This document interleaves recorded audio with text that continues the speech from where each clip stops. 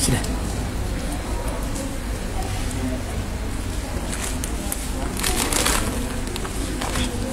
Sudah. Bismillahirrahmanirrahim. Assalamualaikum warahmatullahi wabarakatuh. Innal hamdalillah nahmaduhu wa nasta'inuhu wa nastaghfiruh wa na'udzu billahi min shururi anfusina wa sayyiati a'malina. Man yahdihillahu fala mudilla lahu wa man yudlil fala hadiya lahu. Wa asyhadu an la ilaha illallah wahdahu la syarika lahu. وأشهد أن محمدا عبده ورسوله لا نبي ولا رسول بعده. معاشر المسلمين rahimani wa rahimakumullah. Kita lanjutkan pembahasan kita dari kitab Silsilah Syarah Rasailil Imam Al-Mujaddid Syekh Muhammad ibn Abdul Wahhab rahimahullah, yaitu pada kitab Al-Kabair yang ditulis oleh Syekh Muhammad Ibn Abdul Wahhab dan disyarah oleh Syekh Saleh Fauzan hafizahullah. Kita sampai pada babun zikru qaswatil qulub, bab yang berkaitan tentang kerasnya hati. Beliau al-muallif rahimahullah membawakan firman Allah Subhanahu wa taala, فَبِمَا نَقْضِهِمْ مِيثَاقَهُمْ لَعَنَّاهُمْ وَجَعَلْنَا قُلُوبَهُمْ قَاسِيَةً يُحَرِّفُونَ الْكَلِمَ عَنْ مَوَاضِعِهِ وَنَسُوا حَظًّا مِمَّا ذُكِّرُوا بِهِ. Yang demikian itu dikarenakan pengingkaran mereka orang-orang Yahudi mitsaqahum, terhadap perjanjian mereka. Kemudian apa kata Allah? La'annahum, maka kami melaknatnya. Wa ja'alna qulubahum qasiyah, dan kami jadikan hati-hati mereka itu keras. Ya, mengapa? Yuharrifunal kalima an mawadhi'ih, mereka mengubah-ubah kalimat ya dari tempatnya. Ya. Dan ayat ini sebelumnya Allah Subhanahu wa taala membuka ayat ini dengan walaqad akhadallahu mitsaqa bani Israil wa ba'atsna minhum 12 naqiba. Dan sungguh Allah telah mengambil mitsak, perjanjian, ya. Mitsak sama apa namanya? Sama wa'dun itu beda. Kalau perjanjian biasa itu wa'ada, ya'idu, menjanjikan, berjanji. Tapi kalau mitsak, ya, itu perjanjian yang sangat erat, ya. Allah Subhanahu wa taala mengambil kata mitsak atau menjadikan kata mitsak ada pada 3 tempat. Yang pertama, pada perjanjian Allah terhadap orang-orang Yahudi. Jadi dengan mitsak, perjanjian yang erat. Kemudian yang kedua, yaitu perjanjiannya Allah kepada para nabi. Ya. Walaqad akhadna minan nabiyyin mitsaqahum wa minka, ya. Allah mengatakan sungguh kami telah mengambil perjanjian, ya, perjanjian yang sangat erat, ya, dari para nabi.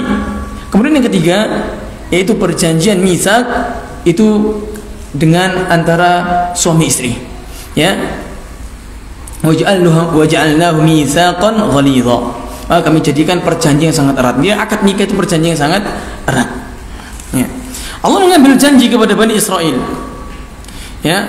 Kemudian setelah Allah mengambil janji mereka menerimanya, ya, Allah akan jadikan mereka, ya, di antara mereka 12 pemimpin. Jadi dikasih 12 pemimpin, ya, dari setiap sukunya. Wa qala Allahu inni ma'akum, Allah mengatakan aku bersama kalian, ya.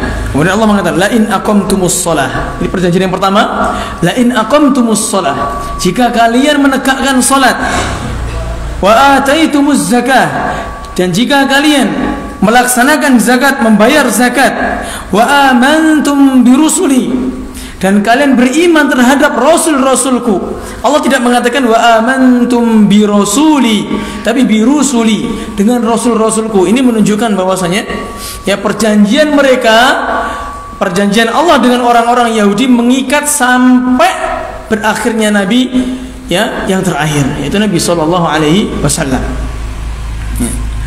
Wa azzartumuhum, dan engkau menolongnya. Wa aqradtumullahu qardan hasana, wa aqradtumullaha qardan hasana, dan engkau memberikan pinjaman kepada Allah dengan pinjaman yang baik. Ya, Allah akan mengatakan la ukaffiranna ankum sayyi'atikum wa la udkhilannakum jannatin tajri min tahtiha al-anhar. Ya, maka akan aku hapus seluruh keburukanmu.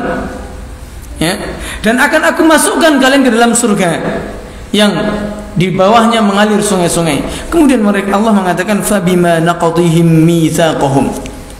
Ya, akan tetapi mereka itu mengingkari perjanjian mereka. La'annahum, maka kami laknat mereka. Wa ja'alna qulubahum qasiyah, dan kami jadikan hati-hati mereka itu keras. Ya. Syekh Shalih Fauzan hafizahullah mengatakan, la yazalul muallif rahimahullah fi dzikri kaba'iril qulub wa minha kabiratun qaswatil qulub. Kabiratu qaswatil qulub. Ya. Senantiasa Syekh Muhammad ibn Abdul Wahhab rahimahullah bila membawakan tentang dosa besar, di antaranya adalah dosa besar kerasnya hati. Ya, wa hiya kabiratun min kaba'iridz dzunub wa hadzal qalbu huwa malikul badani kama qala sallallahu alaihi wasallam ala wa inna fil jasadi Allah idza salahat salahal jasadu kulluhu wa idza fasadat fasadal jasadu kulluhu ala wa hiya al qalb. Ya, kata Syekh Shalih Fauzan hafizahullah, ketahuilah bahwasanya hati itu adalah pemimpin dari tubuh. Hati adalah pemimpin, pemilik tubuh kita. Kita mau kemana bergantung dengan isi hati kita. Kalau kita malas baca Quran. Ya, hati malas, mulut ikut malas, tubuh juga ikut malas. Hati semangat, semuanya jadi semangat. Ya. Dan Nabi sallallahu alaihi wasallam mengatakan, ketahuilah bahwasanya di dalam hati, dalam tubuh manusia ada segumpal mudghah, segumpal daging. Ya, apabila daging tersebut baik, maka seluruh jasadnya akan baik. Dan apabila daging, segumpal daging itu rusak, maka seluruh tubuhnya akan rusak. Ala wahyal qalb, ketahuilah itu adalah jantung. Ya, qalbun adalah jantung. Ya. Kalau di Indonesia qalbun adalah diartikan hati. Ya. Kalau bahasa Inggris apa namanya? Qalbun itu diartikan Arab, qalbun diartikan heart. Ya. Sedangkan heart sendiri itu di Indonesia diartikan hati. Akan tapi sesungguhnya adalah jantung. Kalau hati itu tersendiri artinya hepar. Ya. Nah, wa idza kana hadzal qalbu layyinan bi dzikrillah lanat lahul a'dha'u wa antalaqat fi fi'lil khair. Apabila hati itu lembut, ya, dan ia senang berzikir kepada Allah, maka seluruh tubuhnya akan ikut lembut. Dan ia akan selalu mudah untuk melakukan perbuatan-perbuatan yang baik. Ya. Wa idza kana hadzal qalbu qasiyan, apabila hati ini keras, fa inna hadza yu'athiru ala kulli al-a'dha'i qaswatan wa jumudan wa kaslan an ta'atillah jalla wa ala wal iyad billah. Ya, apabila hati itu keras, maka akan berpengaruh kepada seluruh tubuh, ya, dikarenakan kerasnya, ya, dan keringnya, sehingga menyebabkan seseorang itu malas untuk melaksanakan ketaatan kepada Allah Subhanahu wa taala. Ya, ini hati itu kalau seandainya sudah mengeras, itu bahkan lebih keras daripada batu. Ketika datang kebenaran, ya, datang hak, ya, maka itu kita nggak bisa untuk menerimanya. Ya, oleh karena Allah Subhanahu wa taala mengatakan summa qasat qulubukum min ba'di dzalik fahiya kal hijarati aw ashaddu qaswah. Ya, kemudian hati-hati kalian itu menjadi keras setelah itu, ya, lebih seperti batu, bahkan lebih keras daripada batu. Wa inna minal hijarah lama yatafajjaru minhul anhar. Ya, dan terkadang batu itu bisa pecah, ya. Ya, lama yatafajjaru minhul anhar, bisa dipecahkan. Ya, ketika pecah dia bisa mengeluarkan air, atau bisa dipecahkan dengan batu, dengan apa? Dengan air. Wa inna minha lama yashaqqaqu fayakhruju minhul ma. Dan batu juga bisa ketika dia terbelah bisa mengeluarkan air. Wa inna minha lama yahbitu min khasyatillah.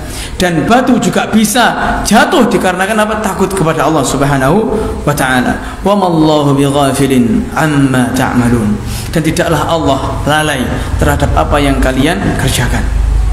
Ma'asyiral muslimin rahimani wa rahimakumullah.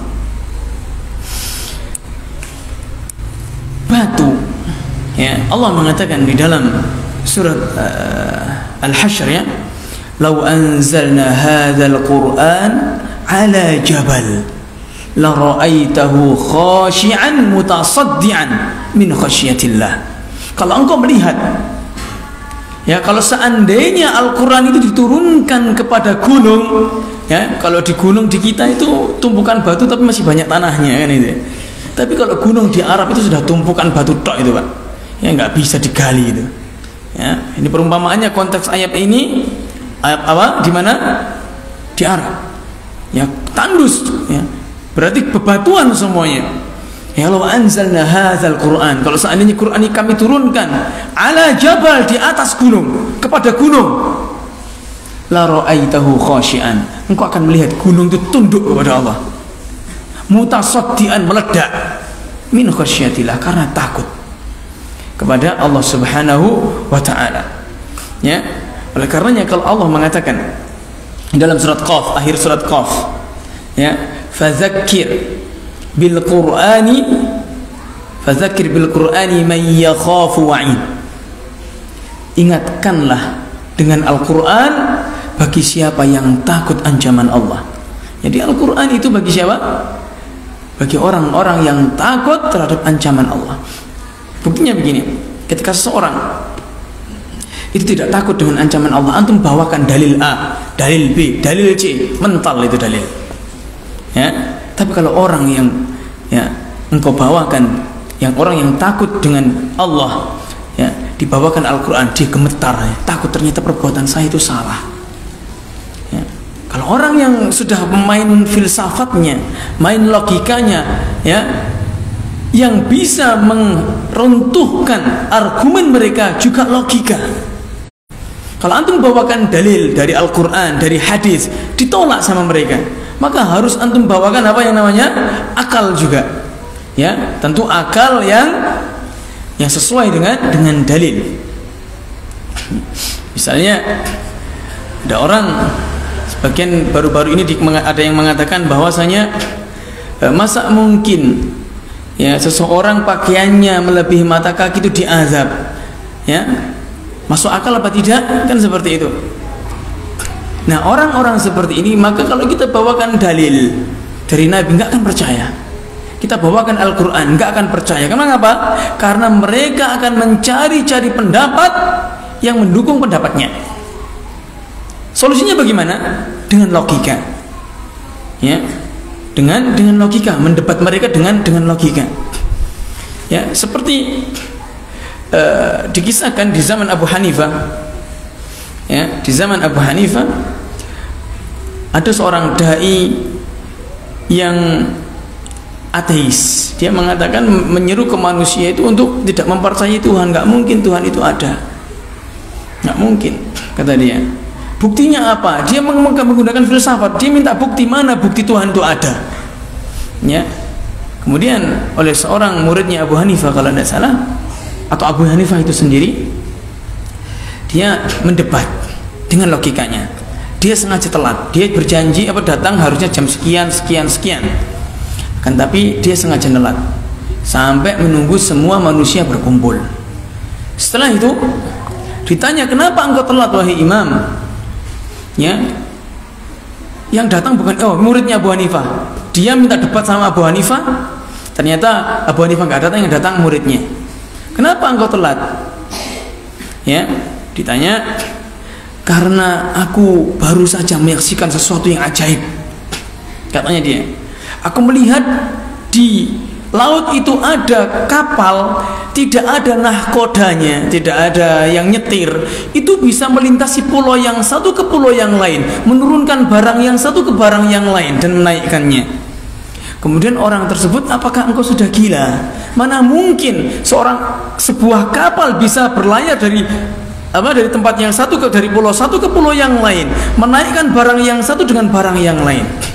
Kemudian muridnya Abu Hanifah mengatakan, kalau begitu mana mungkin ya dunia ini tidak ada yang menggerakkannya. Matahari terjadi siang, terjadi malam, terjadi adanya bulan, hilangnya bulan tersebut. Tidak mungkin itu, kecuali pasti ada yang mengaturnya. Ya, tidak mungkin peredaran ini bisa setiap hari beredar kalau tidak ada yang menggerakkannya. Ya, kemudian ditutup sudah debatnya. Semua manusia langsung percaya dengan adanya Tuhan. Kan nggak mungkin ya? Kan nggak mungkin katanya. Sudah, semua orang kembali masuk Islam lagi. Ya, inilah fungsinya logika, ya, al-aqlus salim. Ya, jadi tidak semua logika itu tercela. Ya, inna fi dzalika laayatin liulil albab. Yang demikian ini merupakan ada tanda-tanda kebesaran Allah bagi orang yang berfikir. Liulil absar, bagi orang yang memiliki ilmu. Ya, jadi akal itu, ya, kedudukan akal adalah untuk menerima syariat, untuk menerima dalil, bukan untuk membantahnya. Ya. Baik, kita lanjutkan. Beliau mengatakan, fatilawatul Quran bitadabburihi tulayyinul qalba. Membaca Al-Quran dengan mentadabburinya itu dapat melembutkan hati. Ya. Walakin idza a'rada al-qalbu an tadabburi hadzal Quran wa an ta'ammulihi fa innahu yaqsu. Apabila hati itu menolak untuk mentadabburi Al-Quran dan untuk memperhatikan Al-Quran isinya, fa innahu yaqsu, maka hati akan keras. Ya. Jadi kalau kita jarang membaca Al-Quran, hati kita lama-lama akan keras. Ya, lama-lama akan keras. Ya, kita punya ilmu, kalau kita tidak membaca Al-Quran, ya ingat, Al-Quran itu asasul awal, ya, pokok pondasi utama dari semua fan ilmu. Antum tahu kitabnya Syekh Muhammad ibn Abdul Wahhab, di antaranya ini Kitabut Tauhid, Usulul Thalatha, Qawaidul Arba, Nawaqidul Islam, Fadlul Islam, Al-Mashi ila Salah, Ar-Risalah Risalah li Ahli Najd, ya, dan yang lainnya, ya. Kemudian Usulul Iman, Makna Taghut, Usulul Sittah, semua kitab-kitabnya Syekh Muhammad ibn Abdul Wahhab rahimahullah itu pertama diawali qaulullah, firman Allah dulu. Kemudian apa? Hadis. Kemudian ucapan sahabat, baru ucapannya para ulama. Ya, beliau selalu menempatkan Al-Quran itu di atas.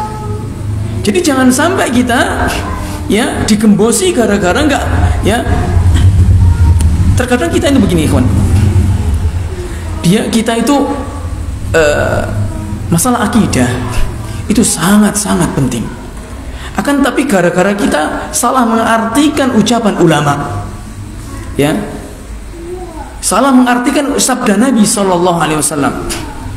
Sabda Nabi SAW mengatakan, ya, terkait orang-orang Khawarij, itu ibadah kalian itu nggak ada apa-apanya dibanding ibadah mereka. Tilawah kalian nggak ada apa-apanya dibanding tilawah mereka. Intinya apa? Orang-orang Khawarij itu ibadahnya Masya Allah, membaca Qurannya Masya Allah, ya, bahkan mengorbankan dirinya, ya. Itu yang kemarin ngebom itu niatnya apa? Niatnya dia ingin jihad, tapi bukan jihad, ya, salah dia. Jadi ibadahnya itu sampai Masya Allah, ya, orang-orang Khawarij. Nah, kemudian kita mau berpikir, Oh berarti kita tuh ibadah nggak sedikit aja nggak apa-apa ya. Lebih baik kita ibadah sedikit daripada ibadah banyak tapi sesat. Itu keliru. Harusnya bagaimana? Kita tidak sesat, kita berada di jalan yang lurus, tapi ibadahnya juga banyak.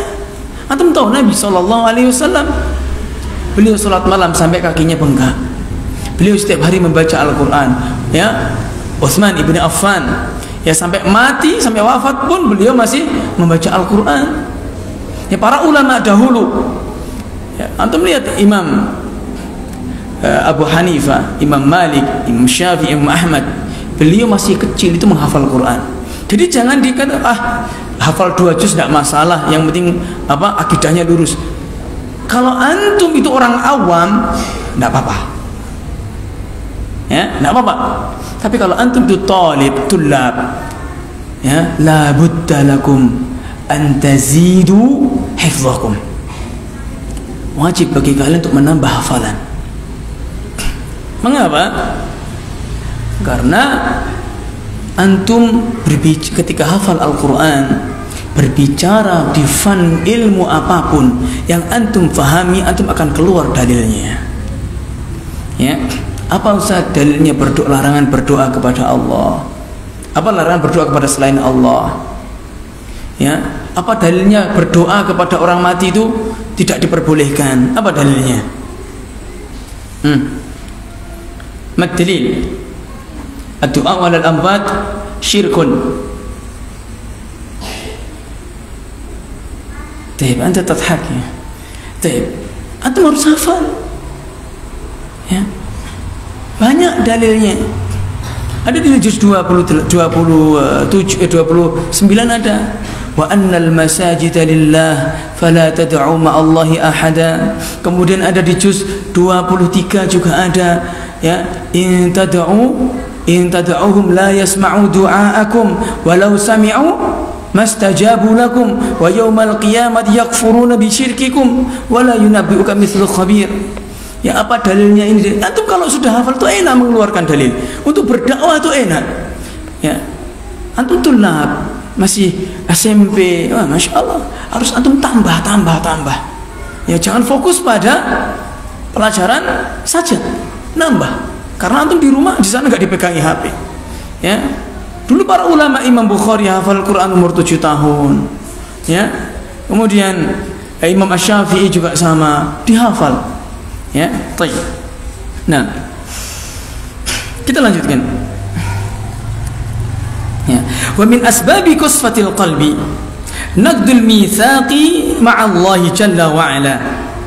Ya, dan termasuk sebab kerasnya hati yaitu mengingkari perjanjian bersama Allah Subhanahu wa taala. Contohnya perjanjian Allah, ya, adalah kita yang Allah kepada kita, yaitu kita tidak mempersekutukannya. Ya, berarti orang yang mentauhidkan Allah itu dapat melembutkan hati. Allah Subhanahu wa taala mengatakan, alam a'hada ilaikum ya bani adam alla ta'budu syaitan innahu lakum aduwwum mubin. Bukankah kami telah mengambil perjanjian kepada kamu wahai bani Adam, alla ta'budu syaitan, jangan kau sembah syaitan itu, sesungguhnya syaitan itu adalah musuh yang nyata bagimu. Begitu juga ketika seseorang sebelum diciptakan oleh Allah di alam ruh, ya, Allah bertanya kepada kita, alastu bi rabbikum, bukankah aku ini adalah Tuhan kalian? Allah maksudnya, qalu bala syahidna. Ya, na'am wahai Allah, iya wahai Allah, syahidna, kami bersaksi. Ya, kami, ini perjanjian yang pertama adalah agar kita tidak berbuat syirik kepada Allah dan kita mentauhidkannya. Kemudian perjanjian yang kedua yaitu kita melaksanakan salat. Kata Nabi SAW di dalam hadis, al-ahdu bainana wa bainallahi as-salat. Perjanjian kita dengan Allah adalah salat. Faman tarakaha faqad kafar. Barang siapa yang meninggalkannya, maka sungguh ia telah kafir. Nah, ini perjanjian kita dengan Allah. Kalau kita malas sholat, kita mungkin sholatnya bolong-bolong, waliyadzubillah, maka bisa jadi hati kita keras. Ya. Nah, Dan juga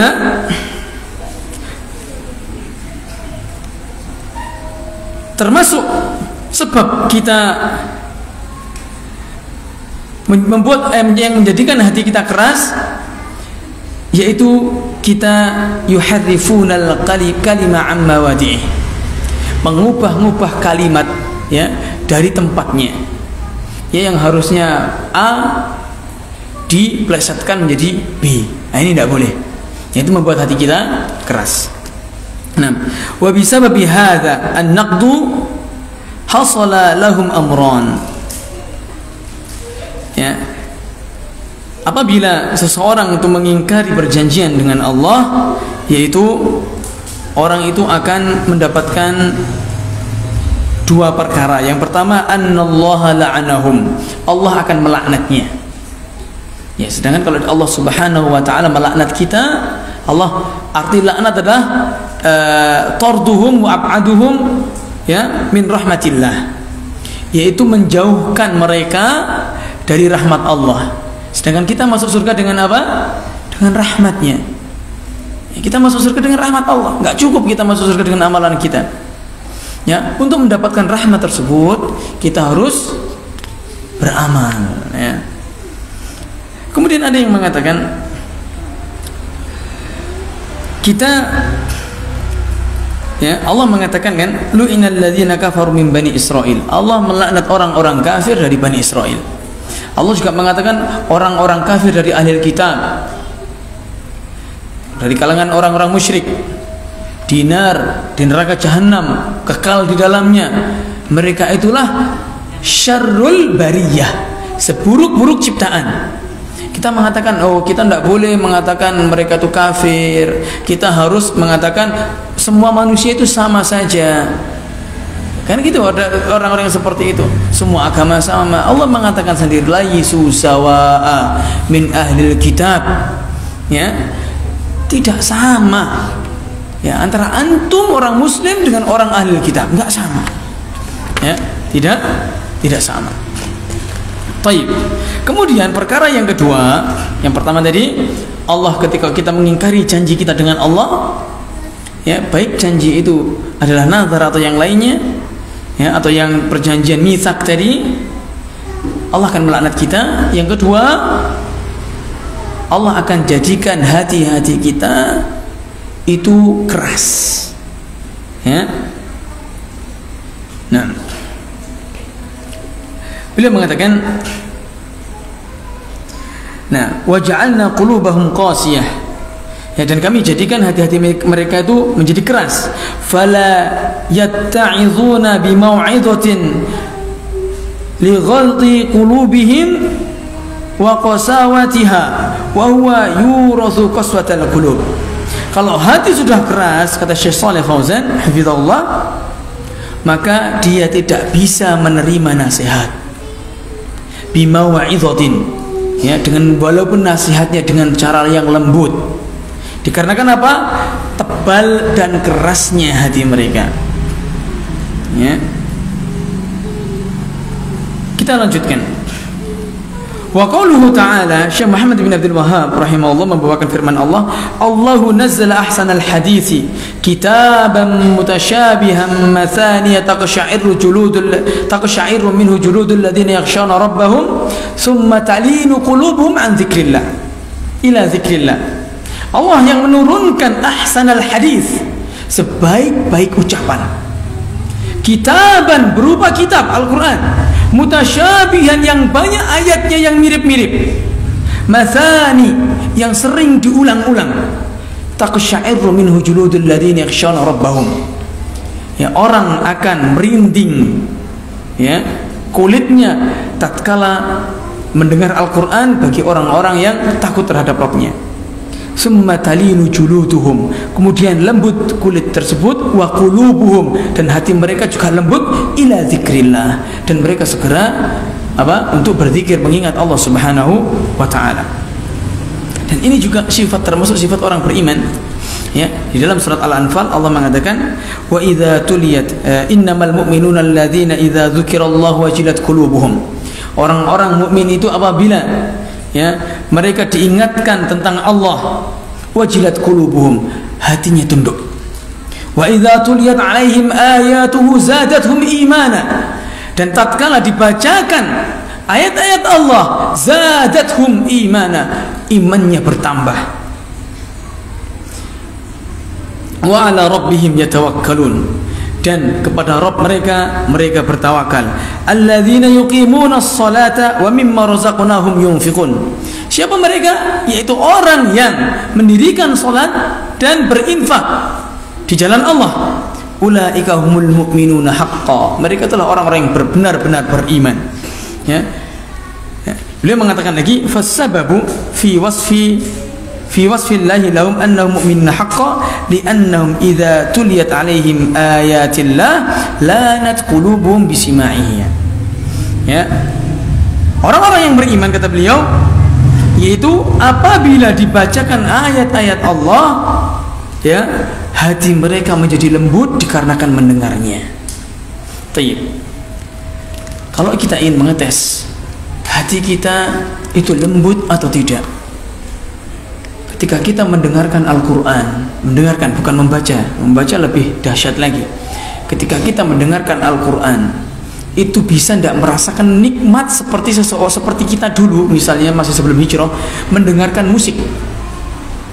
Kalau kita bisa menikmati mendengarkan Al-Quran sebagaimana kita mendengarkan musik ketika kita masih belum hijrah dahulu, dan kita merasakan kenikmatan tersebut, berarti hati kita lembut, enak. Terkadang kita mendengarkan Quran sambil ngobrol, ya. Kadang kalau ngobrol Qurannya mengganggu obrolan kita, kecilin, nah dipatahin Qurannya. Terkadang seperti itu, ya. Untuk melembutkan hati kita, sering-sering mendengarkan Al-Quran, tentu dengan membaca juga, ya. Dan termasuk sunnah Nabi sallallahu alaihi wasallam al-majhurah, yang sudah asing, ya, yaitu kita saling simaan, kita saling simak, ya. Nabi sallallahu alaihi wasallam sering menyuruh para sahabat untuk membacakan Al-Quran kepadanya. Tolong baca surat ini. Sahabat baca, Nabi mendengarkan. Di antaranya Abu Musa al-Asy'ari, ya. Di antaranya Abu Musa al-Asy'ari, Ibnu Mas'ud. Rasul senang mendengarkan bacaan dari orang lain. Tentu beliau juga membacanya. Tapi kita enggak. Misalkan, ayo bacakan, sudah terserah ayat apa, anak ingin mendengar bacaan antum. Malu, Ustaz, enggak enak, Ustaz, takut riya. Enggak. Itu sunnah Nabi SAW. Ini ditinggalkan, ya. Nah, kita lanjutkan. Lanat qulubuhum bisima'iha, maka hatinya akan lembut dengan mendengarkannya. Wa khashya'at laha, dan tunduk, ya, dengan ayat tersebut. Wanqadat jawarihuhum li ta'atillah, ya, dan badannya, ya, jawarih yaitu anggota badan itu segera tunduk untuk melawan ketaatan kepada Allah. Wa badarat bi ada'il mafruḍat, dan ingin segera untuk melakukan mafruḍat, kewajiban-kewajiban. Wa tarkal muharramat, dan meninggalkan yang diharamkan. Hadza huwal asas litalyinil qulub. Al-Qur'an itu merupakan asas, pondasi, pokok untuk melembutkan hati, ya. Kita harus sering-sering membaca Al-Quran. Saya tidak bisa Ustaz baca Al-Quran, belajar, Pak, belajar, ya. Yang masih barangkali sudah dulu kecil masih tahu-tahu huruf, masih mungkin panjang pendeknya masih kurang, belajar, Pak, belajar membaca. Karena Allah mengatakan, Rasul sallallahu alaihi wasallam mengatakan, khairukum man ta'allama al-Quran wa 'allamah. Sebaik-baik kalian yang belajar Al-Quran dan mengajarkannya. Di antara ilmu, ya, untuk yang apa? Di antara ilmu Al-Quran adalah membacanya. Seperti ini juga termasuk tadabbur.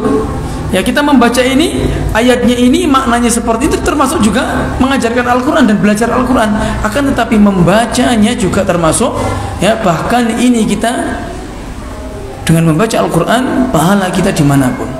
Kita misalkan kita menghafalnya, kita naik motor sambil membaca Al-Quran dengan hafalan kita dapat pahala. Satu huruf satu pahala dilipat gandakan jadi 10 kali. Nah, kalau satu ayat, Kalau satu halaman, kalau satu juz tinggal kalikan. Tabungan pahala itu banyak. Ya, dan lebih-lebih biasanya lebih ikhlas lagi ketika kita berada sendirian di dalam mobil atau di motor, karena apa? Orang nggak ada yang dengar. Berbeda ketika di masjid, kita baca Quran misalnya di masjid, kita baca karena apa? Misalnya, wah, kok teman-teman yang baca, aku ikut baca. Ini saya tidak mengatakan ini riya, tidak. Ya, tidak. Saya tidak mengatakan ini riya, tidak.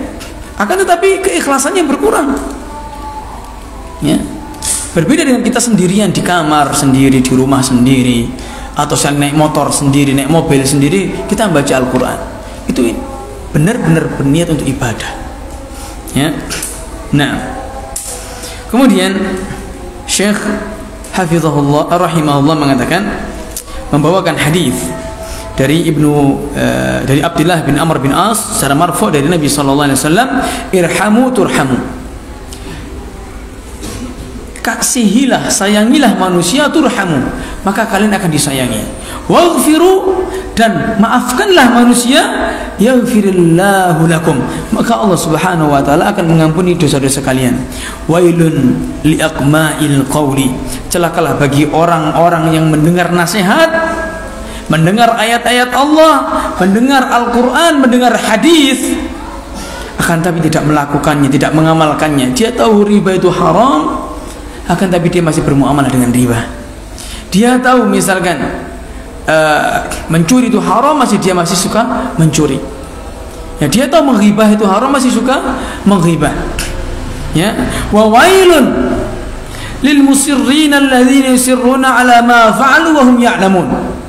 Dan celakalah bagi orang-orang yang terus-menerus melakukan kemaksiatan sedangkan mereka mengetahui. Ya, Syekh Shalih Hafizullah mengatakan, hadza min asbabi linil qalbi. Ya, dengan kita memaafkan, dengan kita menyayangi, ini menyebabkan hati kita menjadi lembut. Ya, berarti kebalikannya, semakin kita tidak memaafkan manusia, semakin dendam membuat hati kita menjadi keras. Ya. Nah, wa huwa ar-rahmatu bil mustata'afin wal muhtajin wal masakin wal 'adfu 'alaihim wal ihsan ilaihim wa mujalasatihim. Ya. Yang dimaksud menyayangi di sini adalah menyayangi orang-orang yang lemah, menyayangi atau mengasihi orang-orang yang membutuhkan, orang-orang miskin, berbuat baik kepada mereka, duduk bersama mereka. Ya, dalam hadis Nabi sallallahu alaihi wasallam, hadis ini dhaif, akan tapi banyak para ulama yang membawakannya. Ya, hanya untuk fadilatul a'mal dan tidak boleh diyakini dari Nabi sallallahu alaihi wasallam. Hadis ini dhaif. Ya, idza aradta an talina qalbak fa'atimul miskin wamsah ra'sal yatim. Hadis ini dhaif. Ya, akan tetapi para ulama sering menyebutkannya yang berkaitan dengan sesuatu yang dapat melembutkan hati. Apabila engkau ingin melembutkan hatimu, ya, fa'atimul miskin, berilah makan langsung pada orang miskin. Beda Pak, kalau kita sedekah dengan titip, ya, kita sedekah kasihkan fulan dengan titip, itu biasa, sifat tidak merubah efek kepada kita. Tapi kalau kita memberikan makan kepada orang, ya, yang membutuhkan, yang miskin misalnya, apalagi anak-anak, dan kita membawakan bukan uang ya, makanan, itu mereka, masya Allah, sukanya masya Allah. Kalau nggak percaya, antum misalkan ada pondok pesantren, yang di situ memang pondok pesantren khusus orang-orang menengah ke bawah, ya, misal seperti Al-Furqan atau pondok-pondok yang sifatnya yang bukan makanannya mewah ya, antum bawa makanan kebuli misalnya, makan itu, mereka rasanya itu, wajahnya itu sudah kayak hampir orang nggak makan sebulan. Ya, kalau kita melihat mereka rasanya senang, ya Allah, kita setiap hari makan kayak gini, mereka itu makan seperti kayak orang kelaparan, padahal nggak lapar. Seperti itu, kita kalau melihat sendiri itu rasanya menetes, lembut hati kita. Ya, wa'atimul miskin, berikan makanan kepada orang miskin, itu melembutkan hati. Kemudian wamsah ra'sal yatim, dan usaplah kepala anak yatim. Saya katakan dari sini dhaif. Akan tapi Kenapa kok ada kata-kata wamsah ra'sal yatim, membasuh hati anak yatim, membasuh kepala anak yatim? Kita dengan membasuh kepalanya kita ingat, apalagi anak yatim yang bapaknya kita dulu kenal. Ya Allah sana kira cili anak yatim ya, bukan orang yang anak yatim itu anak yang belum balik dan ditinggal oleh orang tuanya, bapaknya. Ya, kasihan anak ini. Ya, diusap kepalanya. Selanjutnya kita kasih apalah kita usap. Kita akan ingat ya nikmat kita. Bagaimana kalau itu terjadi kepada anak kita? Kalau saya nggak ada anakku lah kayak gini, kita melembutkan hati terusan. Ya, seperti itu. Nah, dan Syekh Saleh hafizahullah mengatakan wailun lil musirrin alladziina yusirruna ala ma fa'alu wa hum ya'lamun. Celakalah bagi orang-orang yang bermaksiat terus-menerus dan mereka mengetahui. Bila mengatakan hadza tahdidun lil ladziina yudawimuna wa yastamiruna fi 'amalil ma'asi wadh dhunub wa lam yastaghfiru wa hum ya'lamun bi anna ma fa'aluhu ma'siyah walakin ma min ahadin ma'sum faqad yaqal insan fi mukhalafat wa yartakibu ba'd as-sayyi'at lakin 'alayhi an yatuba ila Allah amma idza asarrat wa lam yatub fa inna Allah tawa'adahu bil 'iqab. Ini merupakan ancaman dari Allah Subhanahu wa taala bagi orang-orang yang terus-menerus melakukan perbuatan kemaksiatan dan dosa dan ia tidak segera meminta ampun kepada Allah Subhanahu wa taala. Ya. Akan tetapi bila mengatakan ma min ahadin ma'sumun, tidak ada satu orang pun di dunia ini yang maksum, yang terbebas dari kesalahan. Faqad yaqa'al insan fil mukhallafati wa yartakibu ba'das sayyi'at. Dan terkadang manusia itu ya akan terjatuh kepada perbuatan-perbuatan ya, mukhalafat yang menyelisih syariat. Wa yartakibu ba'das sayyi'at, dan banyak melakukan kesalahan. Walakin alaihi an yatuba ila Allah. Akan tetapi ya hendaknya orang yang seperti ini segera bertobat kepada Allah Subhanahu wa taala. Dan Allah Subhanahu wa taala mengatakan, menyebutkan tentang ciri-ciri orang yang bertakwa ya, dalam surat Ali Imran ayat 133 sampai 135. Allah menyebutkan sifat orang yang bertakwa. Adapun sifat orang yang bertakwa yang terakhir yaitu walladzina idza fa'alu fahishatan aw zalamu anfusahum dzakarullah wastaghfaru lidzunubihim. Adapun orang-orang yang berbuat fahisyah, berbuat dosa atau menzalimi diri mereka, mereka segera ingat Allah dan meminta ampun terhadap dosa-dosanya. Baik, tafadhal azan dahulu.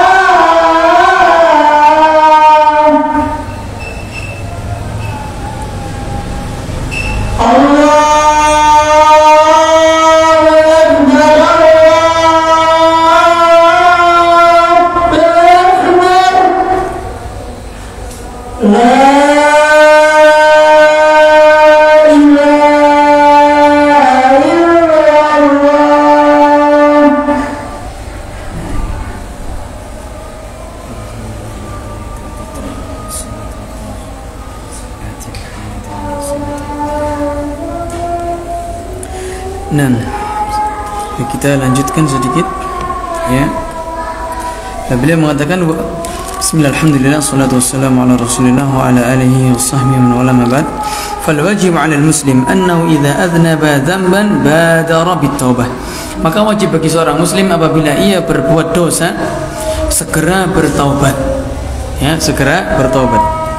Kemudian di matan terakhir Syekh Muhammad bin Abdul Wahab membawakan hadis ya diriwayatkan oleh Imam At-Tirmidzi. Rasulullah sallallahu alaihi wasallam secara marfu' beliau mengatakan la tuktsirul kalama bi ghairi dzikrillah. Janganlah kalian itu memperbanyak kalam, memperbanyak berbicara bi ghairi dzikrillah, tanpa adanya zikir kepada Allah. Fa inna kathratal kalam bi ghairi dzikrillah qaswatun lil qalbi. Karena banyak bicara tanpa adanya zikir, tanpa mengingat Allah, ya, qaswatun lil qalbi, dapat menyebabkan kerasnya hati. Fa in wa inna ab'adal qulubi minallahi alqalbul qasi. Sesungguhnya hati yang paling jauh dari Allah adalah hati yang keras. Hadis ini dihasankan oleh banyak ulama.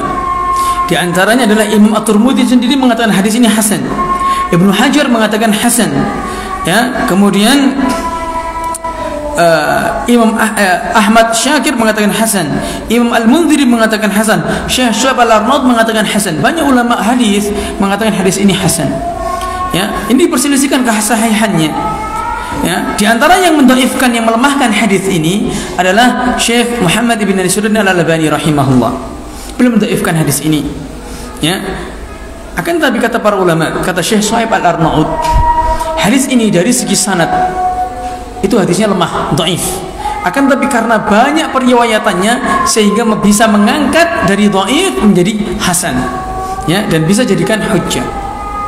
Nah, kemudian walahuma, dan diriwayatkan dari Bukhari dan Muslim dari Jarir radhiyallahu anhu marfu'an, secara marfu', man la yarhamin nas la yarhamuhullah. Barang siapa yang tidak menyayangi manusia, maka ia tidak akan disayangi oleh Allah Subhanahu wa taala. Beliau mengatakan mafhumul hadis, pemahaman hadis ini adalah anna man la yarhamin nas bil ihsani ilaihim la yurhamu min kibalir rahman. Barang siapa yang tidak menyayangi manusia, ya, dengan berbuat baik kepadanya, maka Allah tidak akan menyayangi mereka. Wa hadzal mafhum nataqa bihi hadzal hadis li'anna al-jazaa min jinsil amal. Ya, hadis ini ada memuat sebuah kaidah, itu al-jazaa'u min jinsil amal. Balasan itu sepadan dengan amal perbuatan. Ya, jika kita menyayangi manusia, Allah akan menyayangi kita walaupun manusia tersebut membenci kita. Ya. Walaupun manusia tersebut membenci kita. Nah, Allahu a'lam. Barangkali ada pertanyaan, ikhwan.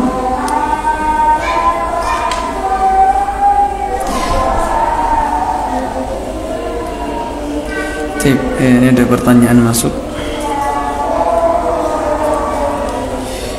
di luar tema. Ya. Bagaimana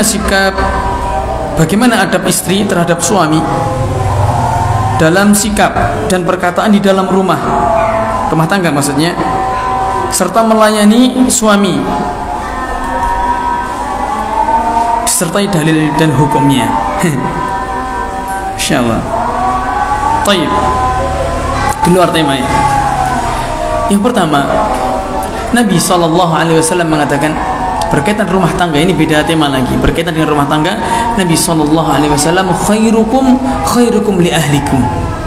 sebaik-baik kalian adalah orang yang baik dalam rumah tangganya.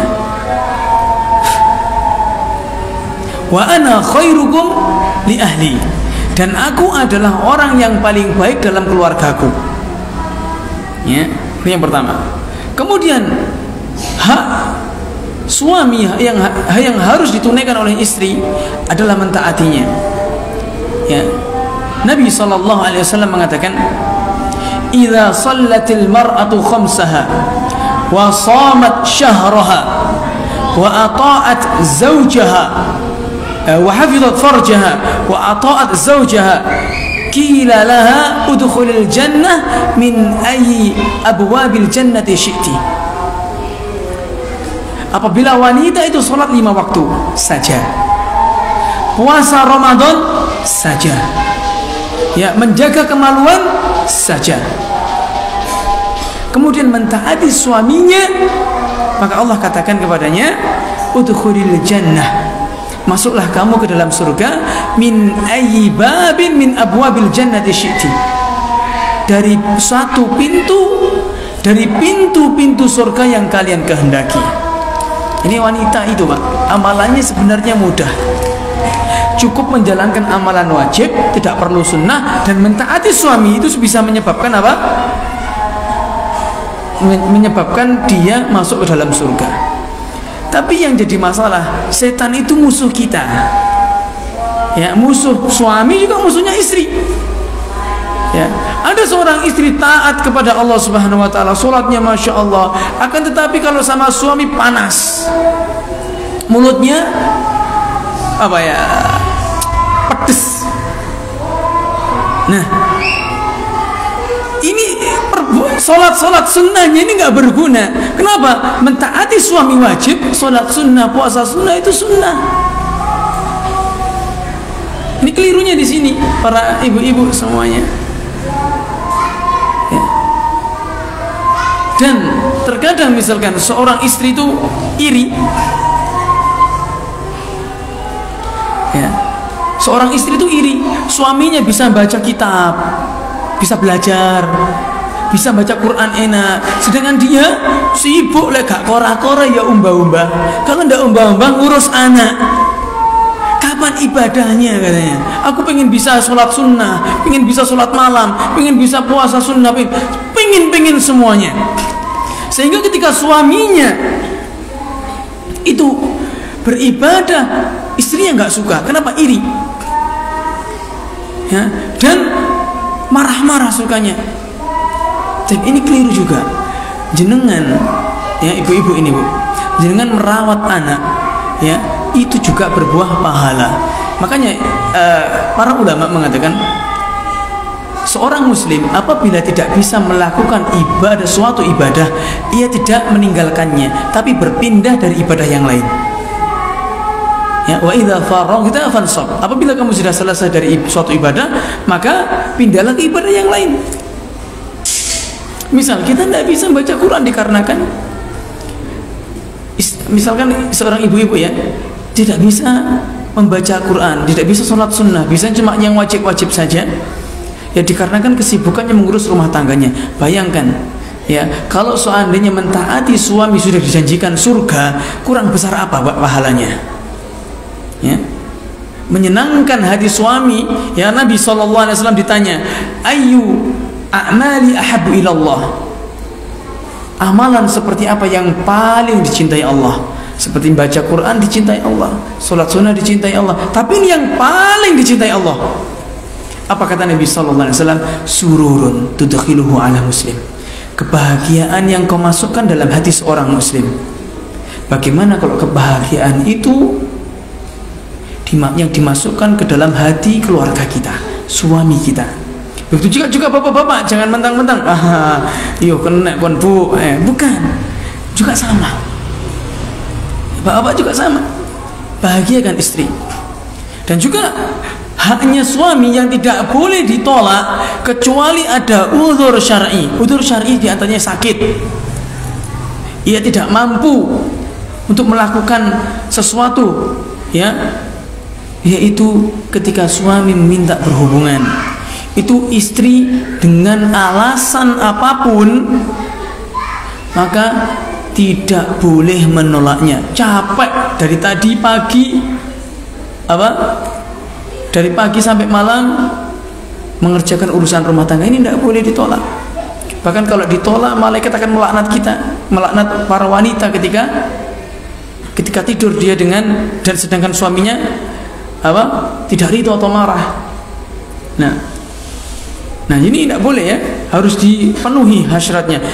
Dan jenengan tahu Bu, saya sampaikan, mungkin kalau yang ngomong itu suaminya sendiri, sampean pengen menai dewe mas, enggak. Suami laki-laki itu kalau sudah datang hasratnya, itu pikirannya sudah kemana-mana, ya. Makanya suami itu diberikan oleh Allah Subhanahu wa taala diizinkan untuk menikahi 4 wanita. Kenapa? Kalau nggak bisa yang satu, bisa yang satunya. Nggak bisa yang satunya, bisa yang satunya lagi. Ya, kalau nggak bisa semua, ya sabar. Tapi intinya dalam masalah ini, ya, ketika seseorang laki-laki itu tidak bisa ngempet, ya, tidak bisa menahan. Kalau misalkan tidak bisa, ya antum bagaimana caranya, ya, untuk memenuhi hasrat tersebut? Fahamlah. Jadi nggak boleh kita menolaknya. Ya, tidak boleh kita menolaknya. Karena apa? Misal pagi alasan, pagi masih ngantuk. Ya, siang capek tadi ngurus anaknya. Sore suami baru pulang kerja, capek juga. Malam capek, emang capek terus. Allah menciptakan innal insana khuliqa laqad khalaqnal insana fi kabad. Sungguh kami ciptakan manusia itu dalam keadaan capek. Yang capek manusia hidup itu, tidur terus capek.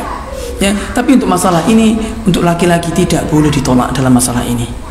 Ya, dalam masalah ini tidak boleh ditolak. Dengan mentaati suami itu sudah dijanjikan surga. Kurang besar apa pahalanya kalau sudah dijanjikan surga itu?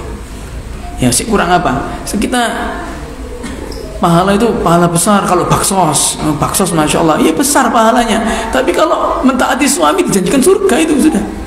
Ya, nah, Allahu a'lam. Masih banyak sebenarnya dalil-dalil, ya, yang berkaitan dengan masalah ini. Bahkan Nabi SAW mengatakan la yahillu lil mar'ah an tasuma wa zawjaha syahidun illa bi'idnih. Tidak halal bagi wanita untuk berpuasa sedangkan suaminya ada di rumahnya saat itu kecuali dengan izinnya. Puasa sunnah maksudnya.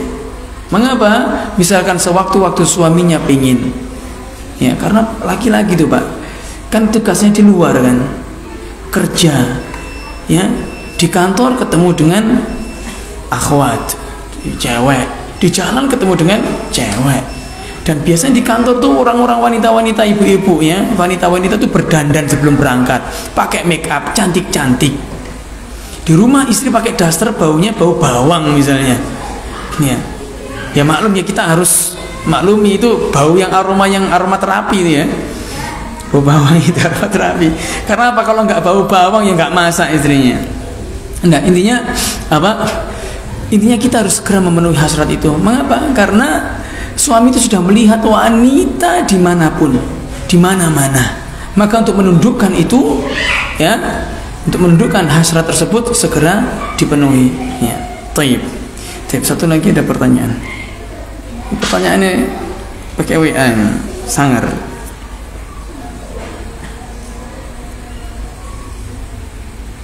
Taib. Assalamualaikum warahmatullahi wabarakatuh. Ustaz, izin bertanya, bagaimana membina anak agar punya mental baja dengan ada teman yang mundur dari pondok atau pindah ke pondok yang lebih ringan aturannya.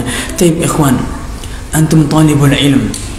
Ya, antum kalau tahu perjalanan menuntut ilmu para ulama dahulu, ya, di antara Imam Bukhari, menuntut ilmu itu nggak ada tempat ber-AC, berjalan naik onta, ya, dari satu tempat ke tempat yang lain. Begitu juga Imam Ahmad, Imam Asy-Syafi'i. Antum tahu Imam Asy-Syafi'i lahir di Gaza, Palestina, dalam keadaan yatim. Kemudian Imam Syafi'i karena dari keluarga yang miskin ikut hijrah ke Makkah untuk menuntut ilmu. untuk bertemu dengan saudaranya ibunya dan menuntut ilmu di Masjidil Haram di usia yang kurang lebih sekitar 9 atau 8 tahun. Ya, Imam Syafi'i pindah ke Madinah ya untuk menuntut ilmu kepada Imam Malik. Setelah berusia dewasa, beliau dipercaya untuk menjadi mufti. Imam Syafi'i pindah ke Mesir. Muter-muter, itu Imam Syafi'i rahimahullah. Imam Ahmad muter-muter. Kita siapa sih menuntut ilmu di pondok, hafalannya juga nggak banyak. Satu semester saya tanya, yang antum satu semester berapa juz? Satu tahun satu semester berapa juz antum? Tukar yang dari sekolah kan? Satu. Antum satu semester 2 juz. Baik. Sama. Yang lain, Al-Furqan mana? Sudah? Nggak ada. Berapa juz? Di Al-Furqan satu semester berapa juz? Hafalannya, saya tanya. Paling 1 juz aja satu semester itu rata-rata. Ya kan? Sekarang lihat, satu semester 1 juz. Antum di ma'had selama 3 tahun misalnya, berarti 6 semester. Berapa juz antum dapat? 6. Itu lancar atau enggak tahu kita. Ya kan? Satu semester 1 juz berat. Enggak lah. Cuma satu juz berapa halaman? 20 halaman. Satu halaman berapa baris? 15 baris. Kalau antum baca menghafal 1 hari saja, itu setengah halaman 7 baris saja. Berarti 2 bulan, nggak sampai 2 bulan, 1 bulan setengah, antum sudah selesai hafalan antum 1 juz. Iya kan? Kalau antum istiqomah. Kalau tambah libur mungkin 2 bulan sudah 1 juz. Berat? Tidak. Di mana beratnya? Menghafal kok. Enggak kan? Dan antum di pondok misalkan, kegiatannya apa? Dari jam pagi sampai malam? Enggak. Paling pada subuh halaqah murojaah. Sebentar mandi, persiapan jam 7:30 sampai zuhur misalnya, atau jam 7 sampai zuhur, pelajaran seperti sekolah biasa. Ya kan? Setelah zuhur istirahat. Mungkin pada asar ya halaqah kecil-kecil atau murojaah atau bersih-bersih atau apa. Pada maghrib ikut kajian. Pada isya sudah selesai. Begitu. Ada yang lain pada isya? Pada isya di tempat antum apa kegiatannya? Kajian. Pada maghrib makan. Pada maghrib makan. Pada isya kajian. Apa beratnya? Seperti antum hadir di sini sama saja. Ya, menghafalnya kapan? Waktu menghafal. Pada subuh. Pada subuh saja. Pada subuh antum menghafal 1 halaman itu cuma 20 menit selesai. Kalau antum fokus. Ya, kalau antum fokus 20 menit selesai. Sudah. Apa yang dikhawatirkan? Beratnya di mana? Ya, mungkin beratnya dari segi mungkin HP. Nggak boleh bawa HP karena antum sudah kecanduan HP, itu agak berat. Mungkin bisa jadi di situ. Atau tidak boleh keluar pondok di jam-jam tertentu. Ya itu bukan berat. Tapi itu adalah demi kebaikan antum. Bayangkan kalau antum ya. Nah, dulu kita di ma'had itu tidak ada aturan pulang jam berapapun itu boleh. Iya, pulang jam pulang aturannya sampai jam 11. Jam 11 baru harus kita masih pondok mahasiswa ya. Jam 11 itu wajib sudah ada di kantor. Tapi gerbangnya pondok itu cuma segini ya. Apa namanya?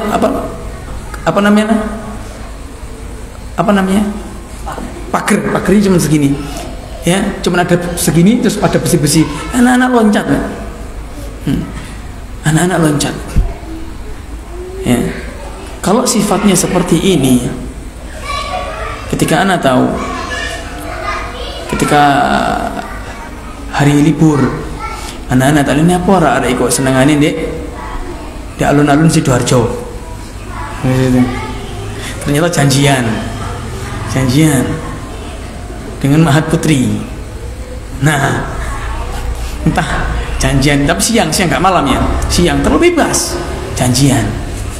Apakah ini yang antum inginkan pondok itu enak? Enggak.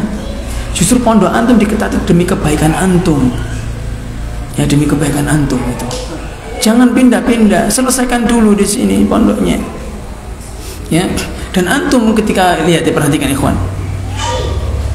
Ada di antara antum yang sudah lulus di pondok dari SMP, kemudian sekarang SMA. Ada. Pondok dari SMP sekarang SMA. Apa yang antum dapat? Nah, dari SMA apa yang kita dapat? Ya, kita kuliah, Pak. Ya, pelajaran kita ya dulu di syariah. Fikih Bidayatul Mujtahid. 2 jilid segini.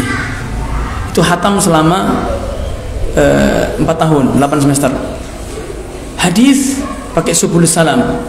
Syarahnya Syarah Bulughul Maram Imam As-San'ani 4 jilid. Kemudian tafsir pakai Fathul Qadir, tafsirnya Imam Asy-Syaukani. Ya, 4 jilid. Ada yang 8 jilid dan 4, tapi saya punya 4 jilid. Tafsir. Kemudian kitab Tauhid Akidah, syarahnya kitab Tauhid, syarahnya Al-Qaul Al-Mufid Syekh Utsaimin. Kemudian Akidah Tahawiyah, syarahnya Ibnu Abil Is bin Abdissalam Al-Hanafi, 2 jilid, tahqiqnya Syekh Syuaib Al-Arnaud. Ya, dan beberapa kitab-kitab yang lainnya. Setelah saya lulus, saya sudah baca, tapi ilmu itu tidak ada. Bukan saya katakan tidak ada, enggak, tapi ilmu itu hampir paling yang kita hafal berapa? Sedikit kita. Sedikit sekali. Lebih-lebih kalau dari hanya di pondok yang sifatnya SMP. Muqarrarmu apa? Kitab silsilah, kitab bahasa, ya kan? Akidahnya Syarah Akidah Tahawiyah tipis, syarahnya mukhtasar At-Ta'liqat Al-Mukhtasara 'ala al-Matn Aqidah Tahawiyah punya Syekh Shalih Fauzan, sahih? Ya kan? Tipis. Ya, kitab Tauhid syarahnya pakai apa? Antum syarah kitab Tauhid pakai apa? Ada pelajaran Tauhid? Pakai syarahnya siapa? Al-Mulakhas. Al-Mulakhas atau Al-Mufid? Al-Mulakhas tipis. Ya, kitabnya tipis-tipis. Nah, kalau antum dari sini belum selesai pindah ke sini dan kurikulumnya beda, ya tidak dapat ilmu apa-apa. Ya, nggak dapat ilmu apa-apa. Kita harus tangguh. Ya, menurut ilmu itu pahit memang iya. Tidak apa-apa kita berpahit-pahit dahulu. Ya, fa inna ma'al usri yusran. Kita sekarang itu pahit, sabar. Nanti kalau sudah kita lulus, kita akan tahu, oh ternyata dulu didikan ustadz itu seperti ini. Ya, jangan putus semangat antum untuk menuntut ilmu. Antum masih muda, masih SMP, masih SMA, usia muda. Jangan cukupkan diri lulus di pondok. Kalau nggak keterima di Madinah, saya nggak mondok. Jangan. Kalau nggak keterima di Madinah, saya nggak mau kuliah. Jangan. Ya, masih banyak kampus-kampus sunnah yang lainnya. Di antaranya ya Libya, ya STALI, STD. Ya, banyak sekali kampus-kampus sunnah. Ya, jangan kamu cukupkan di pondok, kamu nggak dapat apa-apa. Kata Syekh Dr. Ali Musri, ya, banyaknya. Mengapa kok sebagian pondok, tapi ini bisa dilihat nanti saya share ya. Mengapa kok sebagian pondok itu melarang muridnya untuk tidak mondok di tempat yang lain atau menuntut ilmu di tempat yang lain? Mengapa? Karena mereka takut ya kesalahan-kesalahan gurunya itu ditemukan di tempat yang lain. Itu. Ya. Mengapa? Karena apa? Tahdzir diajarkan di awal. Antum tahu kitab Aqidah Tahawiyah? Siapa yang sudah belajar Aqidah Tahawiyah? Angkat tangan. Ya, belajar ya. Mauqiful ahli bidah. Ya. Kedudukan kita, maksudnya bagaimana kita menyikapi ahli bidah itu di bab berapa? Bab 1 atau bab akhir? Bab akhir. Ya kan? Di bab akhir. Ya. Kemudian di kitab Tauhid tentang bab yang berkaitan dengan kesyirikan mentaati ulama atau umara untuk bermaksiat kepada Allah. Di bab berapa? Bab awal atau bab akhir? Bab akhir-akhir itu. Bab-bab seperti ini di bab akhir. Mengapa? Karena adalah senjata pamungkas. Ya, senjata pamungkas. Kalau sudah diajarkan di awal, ketika kita tahu guru kita salah, langsung kita sikat guru kita sendiri. Kalau antum misalkan ya sudah diajari seperti itu, guru salah sikat, siapapun salah sikat, guru keluar dari pondoknya dikatakan menyimpang, sudah. Kalau sudah seperti itu, antum ketika kuliah, antum tahu oh ternyata guruku salah, antum akan mentahdzir guru antum sendiri. Kalau sudah kaidahnya seperti itu. Tapi bukan itu adabnya teman-teman, bukan itu adabnya. Adabnya nggak seperti itu. Kita semua itu punya salah dan punya, kita semua itu Bani Adam, tempatnya salah dan lupa. Antum kalau baca kitab ini, kitab Syarah Al-Kabair Syekh Shalih Fauzan, di bab masalah masalah lisan, bab kabairul lisan, itu akan